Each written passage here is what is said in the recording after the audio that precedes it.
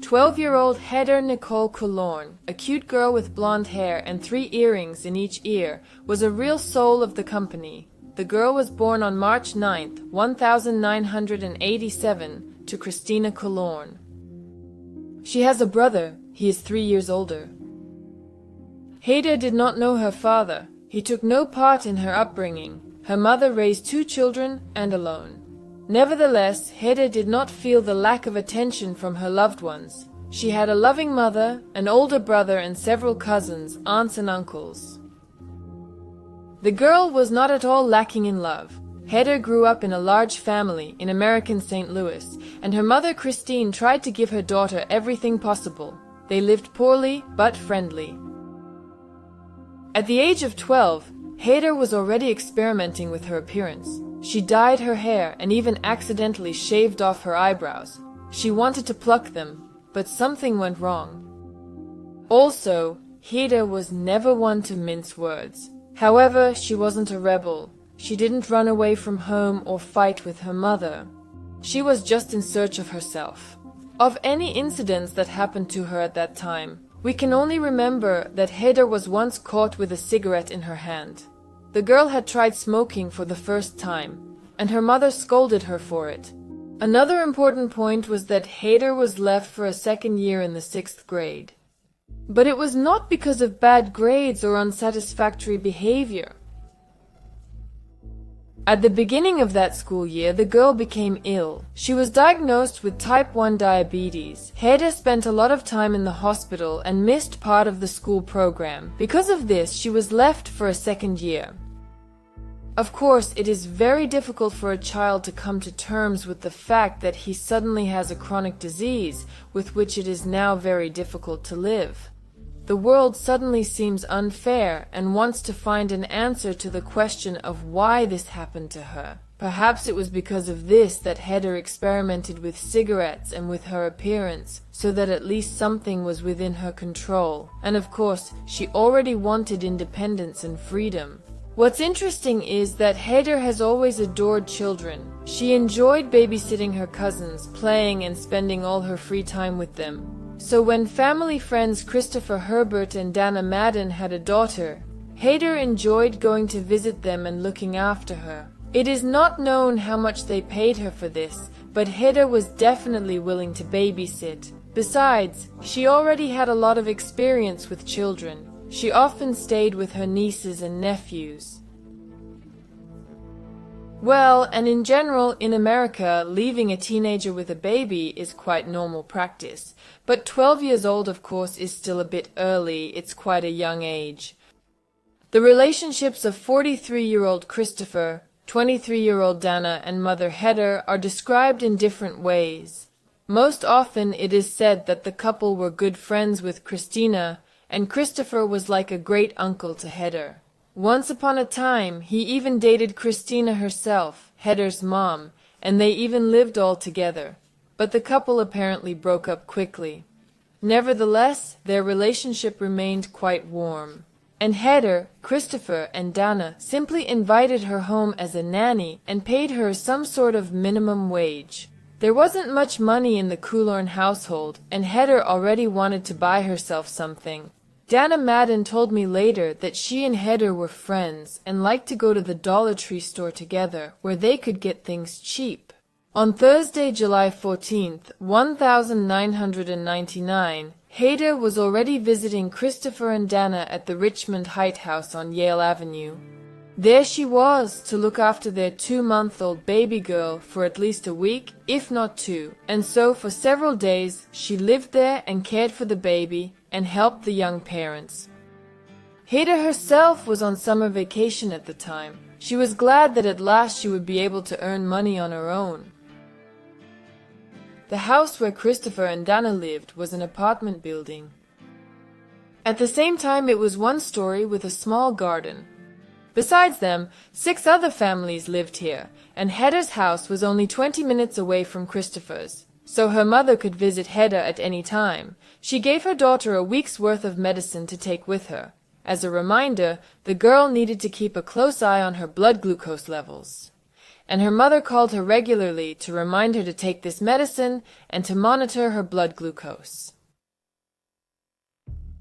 On July 14th, the mother of a newborn child, Dana, went to work. She worked at a convenience store at the cashier's gas station, and she didn't drive there in her own car. Someone dropped her off, either Christopher or one of her friends. Christopher himself claimed to have left the house around 11:30, and Dana went to work at 10:00. Where Christopher went is not entirely clear. Either he decided to give someone a ride somewhere, or he just left to go to a friend's house.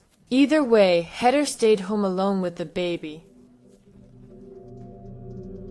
Toward morning, Christopher came home. It was around 4 o'clock. Still from the street, approaching the house, he heard the pitiful crying of his newborn daughter. Christopher quickly entered the apartment and noticed that his baby was all alone. And Hedder, who was supposed to be watching the baby all night, was nowhere to be found. In fact, it's not entirely clear why Christopher left Hedder all alone with the baby. From what I understand, he wasn't supposed to go anywhere. They were all supposed to spend the night together.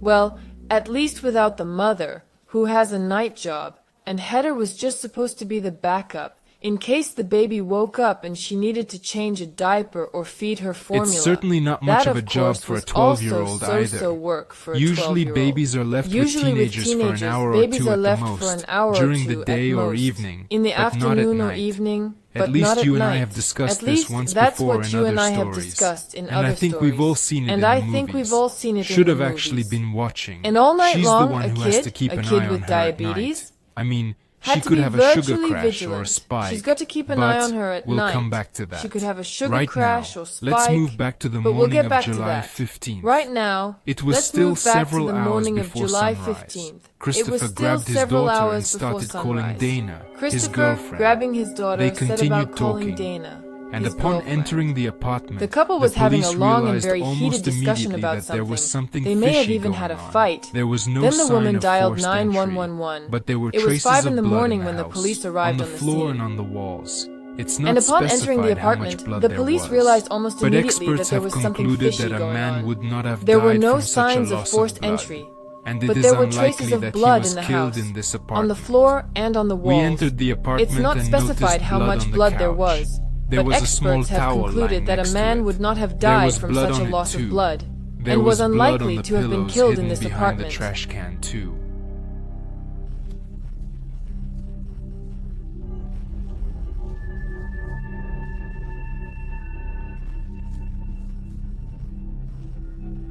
Says former police officer Mike Brown, who was on the scene that day. The lab quickly determined that it was Hedder's blood. All of Hedder's personal belongings, including her medications, which she never went anywhere without, were left in the apartment. Nothing appeared to be missing from the house. True, some items in the house seemed to be out of place, but no further clues were found. Hedder, according to her own mother, had never said anything bad about Christopher's family or the house. Everything had always been fine. This wasn't the first time she'd babysat their child. When they left the house that night, she was in a good mood. The couple didn't even know who to suspect who had hurt her. They knew the neighbors. They interacted with them.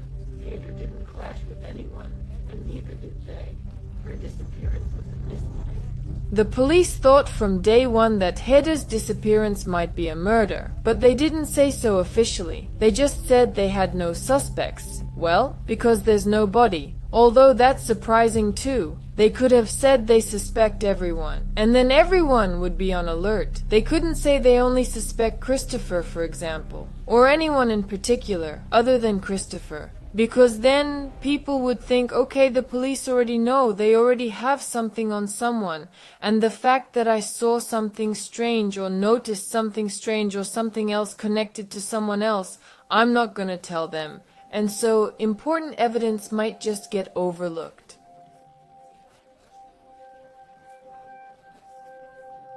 But to assume that the girl is no longer alive, it was enough that her insulin was left at home. That suggests that she didn't leave of her own accord. After all, for example, wanting to run away for whatever reason, she would have grabbed her life-saving medication anyway. And if someone wanted to hold Heather hostage for ransom, for example, they would be sure to take it with them as well. The girl needs 2 shots a day.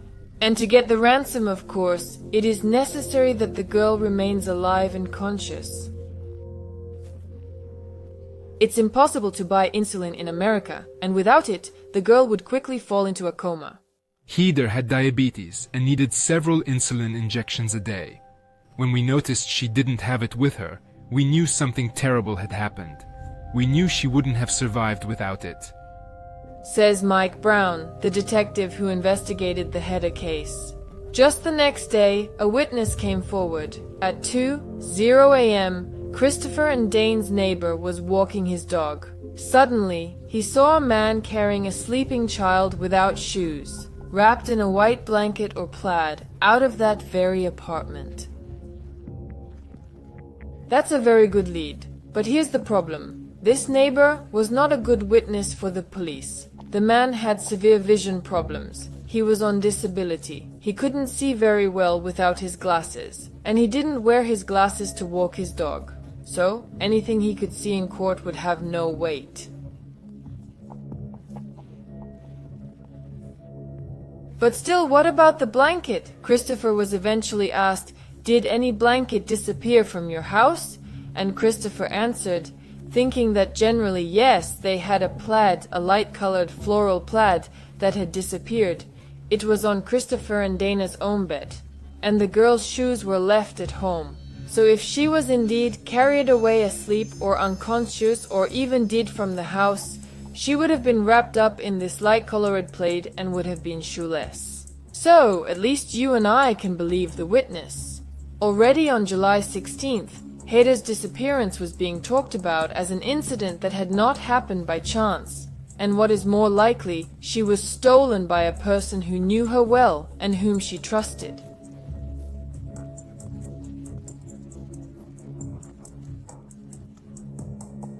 If it had been a stranger, Heather would probably have at least screamed. And the walls in that house are very thin. Her scream in the silence of the night would certainly be heard. And kidnapping and sexualized violence are statistically most often committed by family members and close relatives or friends, so it was definitely someone she knew. They put up flyers all over St. Louis with Heather's picture on them, but no new witnesses came forward. The police continued their search. They searched the entire house, the family's apartment, and their neighbors, and what they found was truly frightening. There was a garage in the building. It was accessed by the owners of several apartments, and as it turned out, Christopher and a neighbor he knew named Mike Mason were making honey in that garage.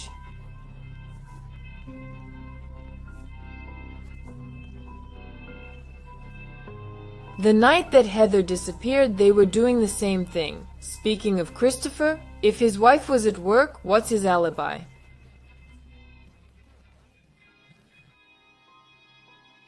First he said he went to some party at a friend's house, then he said he was giving someone a ride.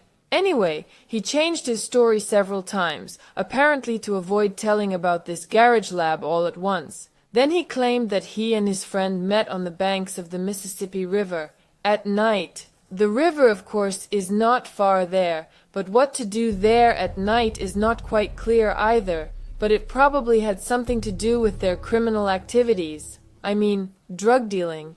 It was only in the end that he admitted that he had been making drugs with another friend in the garage all along. But he wasn't in the garage when Heather disappeared. He spent a full 6 hours searching friends and acquaintances for the necessary ingredients, and it's not clear exactly who he was with. Then his neighbor Michael Mason is mentioned, then some unnamed man, not connected to the apartment complex. And this Michael Mason, with whom he owned a garage together, was questioned. And during the search of the garage and the apartment, he suddenly told the police that his car chains were missing from the garage. And they would be convenient, he said, to tie them to Header's body to drown him in the Mississippi River. Where he came up with such a clever solution is unknown. Maybe he saw it in a movie, or maybe he thought of it himself. Maybe he's done it several times before. But usually when cops hear something like that, they get a pretty clear picture in their heads. And Mason doesn't have an alibi. He was just at home and claimed he didn't see the girl that night.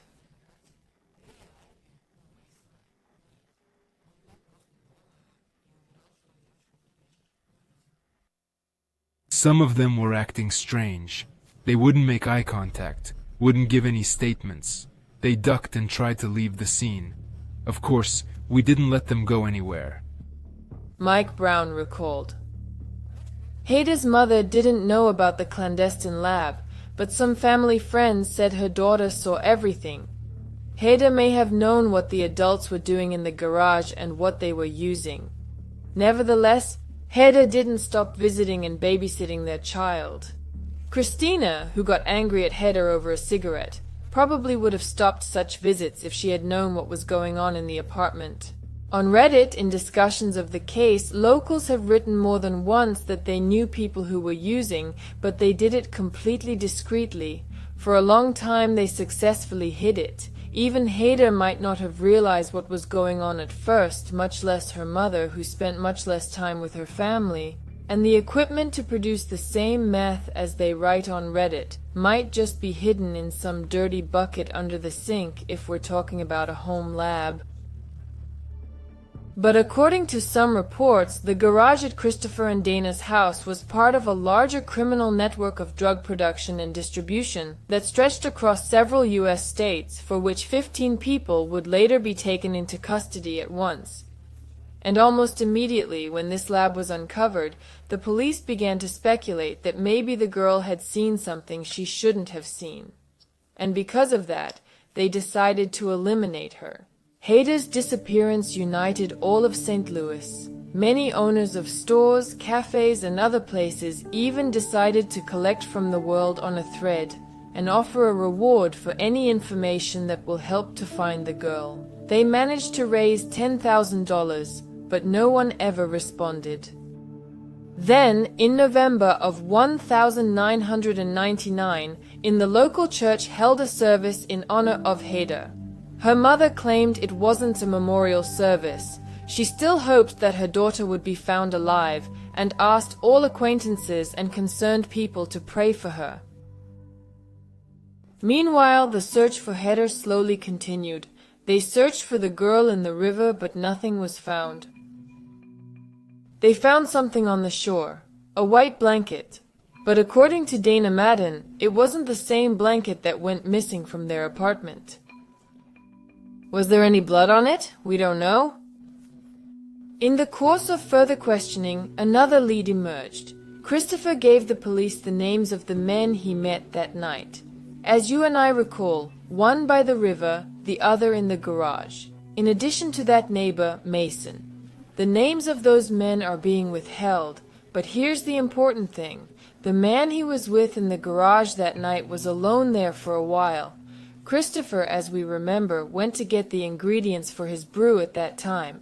And when Christopher came back, he had already left and closed the garage. His girlfriend had picked him up, and she was driving a red BMW. That night, this guy and his girlfriend, left Christopher a note. They wanted him to return what he'd stolen from them. Apparently it's about the same criminal business, or money. But what if they took the Hader to get him to return the stolen goods faster? That was Christopher's own suggestion.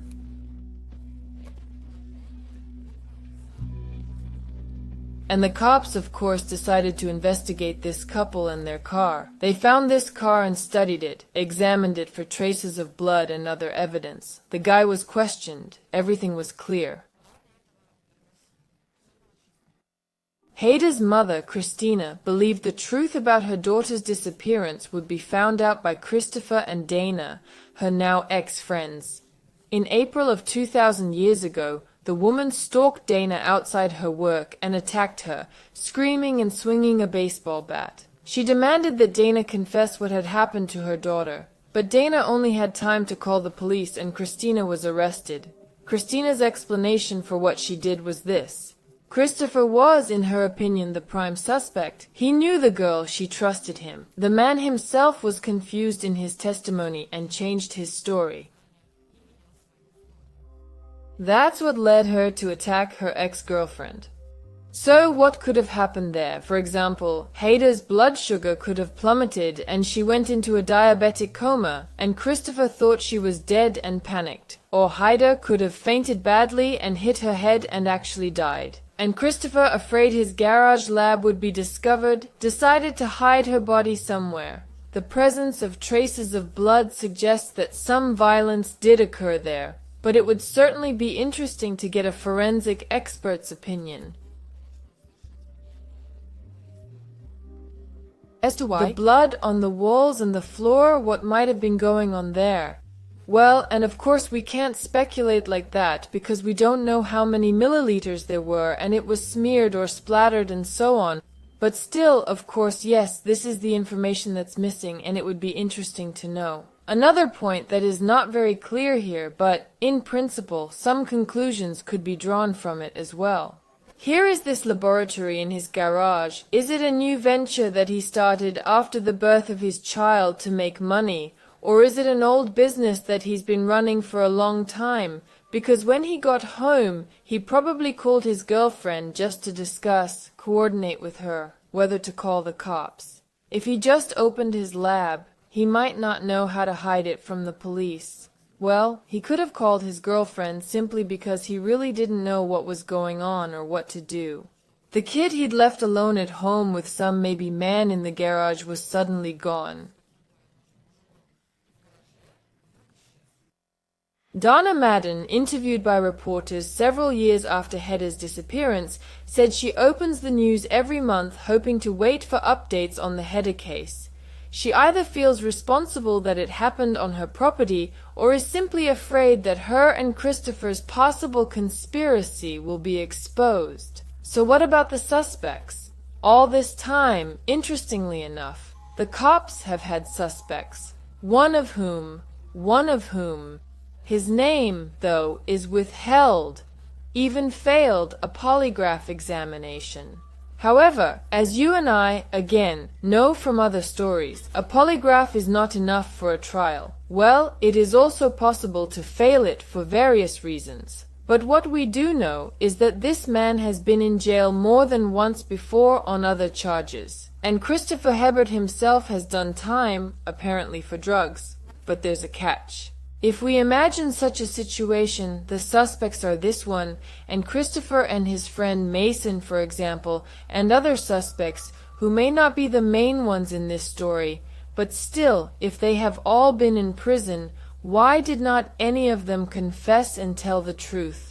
I mean, if there were several of them, they could have colluded. One said to another, "Listen, tell me you were with me." Another said, "You cover for me." A third said, "You know I attacked her there. Can you do something to help me get rid of her?" And they somehow colluded. Then when they were interrogated and realized that they were facing time for drugs, for example, they would have tried any way they could to reduce their sentence. To get their sentences reduced. This is a fairly common practice. I'll tell you what I know about an unsolved crime, and you'll give me a shorter sentence, but that didn't happen. But they didn't find anything else. No remains, no girls' clothes. Any human remains found in St. Louis County are tested. There have been several such gruesome finds in the last 20-odd years.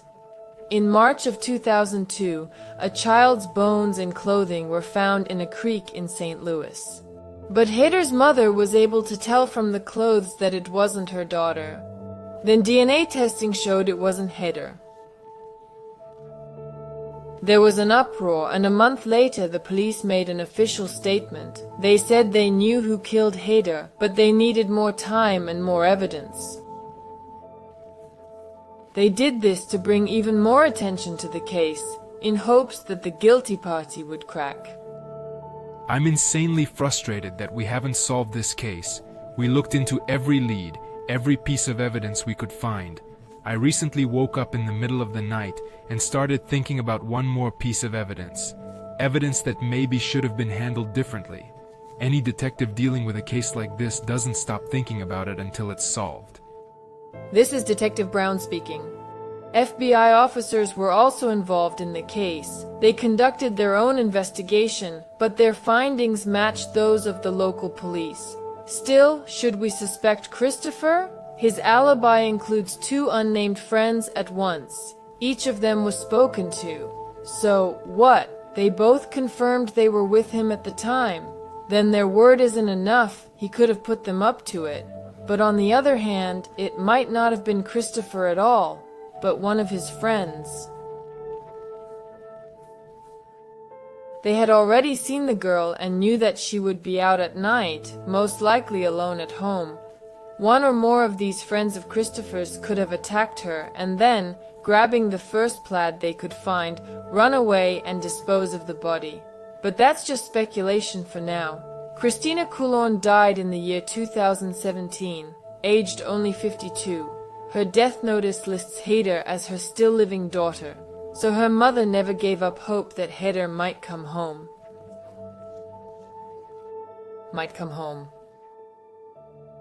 But she never did. Will we ever know the answer to where little Hader disappeared to? Today the DNA from the crime scene is being retested, and as we know, technology has advanced in the meantime. And the case also hinges on those witnesses. Well, more specifically, possible accomplices. It's bad enough if one of them blabs, they'll find Hader. You and I have seen accomplices to crimes split up 20 or 30 years later. How one little piece of evidence solves cases that seemed unsolvable in the first place. That's the story, folks. Write what you think of this case and who do you think should have been looked at. The cops? I think a few people who were acquaintances of Christopher did it. He may even know who it is and he knows what happened. Well, write your opinion in the comments. Subscribe to my channel if you haven't already. And I'll be saying goodbye. Good night, everybody, and bye.